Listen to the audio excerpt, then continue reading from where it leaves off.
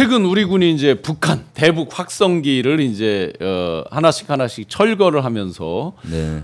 야당에서는 뭐 미리 그 상대는 생각지도 않은데 왜 우리만 먼저 하느냐 이런 비판도 있었습니다만 그에 마치 화답하듯이 북에서도 이제 철거가 시작돼서 대통령께서 직접 그걸 언급하신 바가 있습니다. 네. 확성기 그 철거의 어떤 효과 네. 그리고 북한의 화답에 대한 분석은 어떻게 보십니까? 그러니까 지금 윤석열 정권 때 한반도가 최고조의 위기 상황으로 갔지 않습니까? 강대강으로 치달리면서 한반도가 실제 안보 분야에서 상당한 위기가 고조됐는데 이재명 정부 들어와서 빨리 이것을 해소를 해야 되겠다 해서 먼저 대북 확성기 방송을 먼저 이 대통령께서 취임하고 7일 있다가 바로 지시하셔갖고 방송을 중단했더니 북한에서는 바로 화답을 했잖아요. 네네. 북한에도 대남 확성기가 있는데 그동안 대남 확성기를 통해서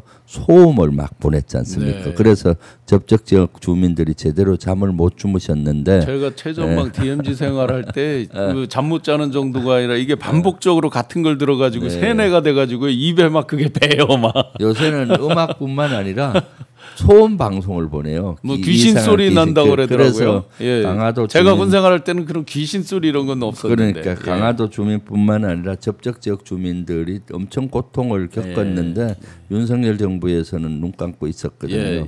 그래서 우리가 먼저 선제적으로 방송을 중단하니까 북한에서도 소음 방송을 중단을 1차적으로 화답을 해왔고요. 그러면은 2심 전심인 거 아니에요? 그다음 2단계로 이제 우리가 대북 확성기를 아예 철거를 시작을 해서 이제 철거 거의 다 돼가는 것 같은데 그랬더니 북한이 한 4일 후에 이제 철거를 하는 모습들이 여기저기 보이는데 그거는 조금 더 지켜봐야 될 것 같아요. 완전히 철거가 아직은 안 된 상태이기 때문에 그러고 나서 평가를 해야 되는데 지금은 하여튼 남북 간의 신뢰가 조금씩 쌓여가고 있다. 그래서 앞으로 평화의 물고 대화의 물고가 트일 여건을 우리가 선제적으로 만들고 있다라고 보시면 될 것 같습니다. 네.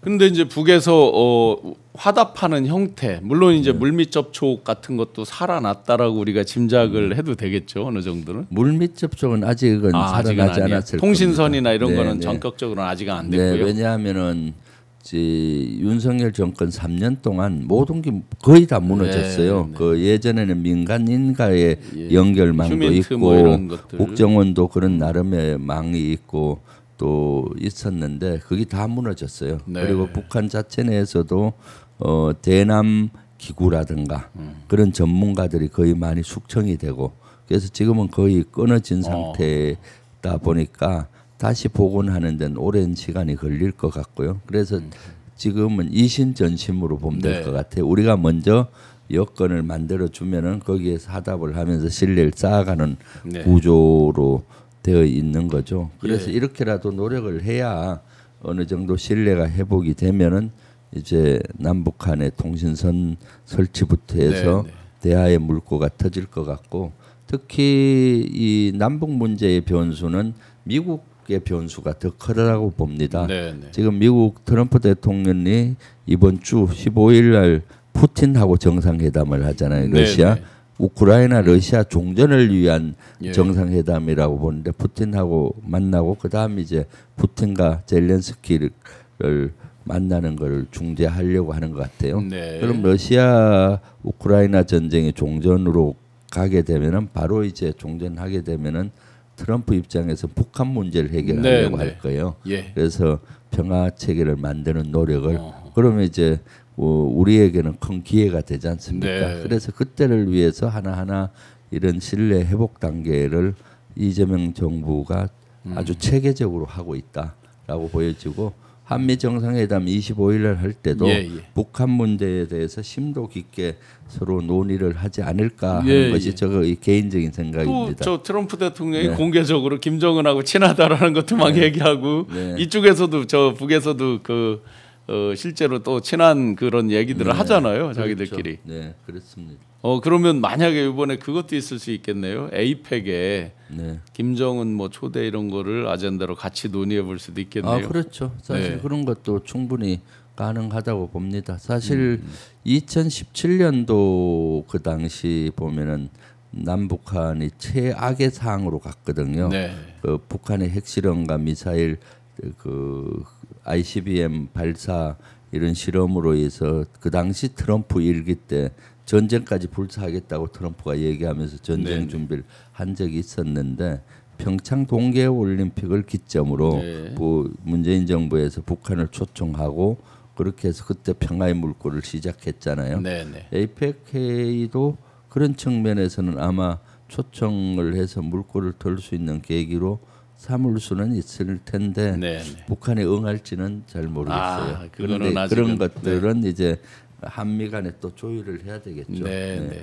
좀 전에 이제 인사 발표에서 대통령실의 외교 안보 전략 비서관, 네. 안보 전략 비서관의 조현우 전 유엔 대표부 차석 대사가 이제 임명이 됐는데 해석하기를 소파 협정에 대한 경험도 있고 방위비 협상 이쪽에서 나름 전문가다 이렇게 이제 평가받는 분 같아요. 그분을 이런 안보 전략 비서관에 뭐 임명한 어떤 그런 의미가 따로 있을까요? 글쎄요, 그거는 제가 분석을 못 해봤습니다. 네. 안보실을 좀 강화할 필요는 있거든요. 네, 네. 그런 측면이 아닐까 싶습니다. 왜냐하면 지금 이재명 정부의 안보 개념도 이제 포괄적인 안보로 확장 개념을 갖고 있거든요. 네. 옛날에 안보라고 하면 전쟁 위협을 받고 전시에 이기는 이런 데 국한됐는데 이제는 기후라든가 또는 그 전염병 네. 또는 여러 가지 개인이 불가항력적으로 할 수 없는 이런 것들은 국가가 책임을 져야 된다라는 거죠. 전염병이라든가 수해 또는 산불 이런 것도 안보의 영역으로 확장을 해서 국가가 책임을 져야 된다. 또 경제 안보까지로요.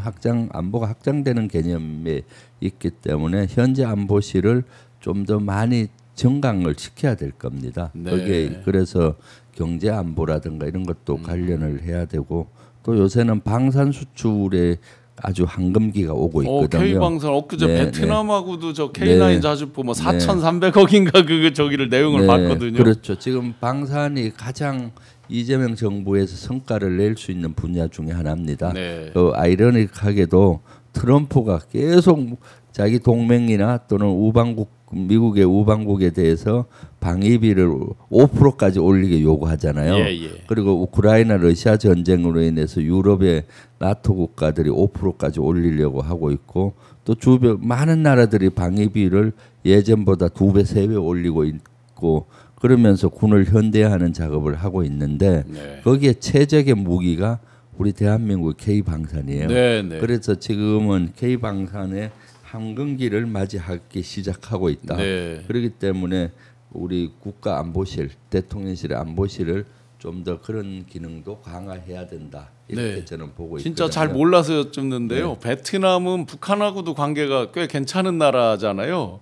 캄보디아 마찬가지고. 그러면 K9 저런 자주포 같은 거를 만약에 베트남에 수출할 때는 미국하고 다 협의가 끝나서 수출하는 거죠? 기본적으로? 그렇죠. 그러면 저게 혹시 뭐 북에 건너간다 이런 우려를 댓글로 쓰시는 분들도 있는데 우리하고 더 가깝죠. 북한하고 그런 관계보다는 우리하고 더 여러 가지 교류 협력이 더 활성화돼 있고요. 그렇기 때문에 아마 그런 것들을 다 따져서 그 방사청이라든가 다 따져보고 하는 거거든요. 무조건 모든 나라에 방산 수출하는 건 아닙니다. 그것이 북한으로 흘러간다든가 또는 아주 나쁜 목적으로 쓰이는 경우 테러 세력들에게 넘어간다든가 그런 국가들은 다 제외를 하거든요. 최근에 그 태국하고 캄보디아 국경에서 그 국지전을 하는데도 우리 한국산 무기가 꽤 위력을 발휘한다는 뭐 그런 식의 이제 뉴스를 좀 본 적도 그럴 있습니다. 수도 있겠죠.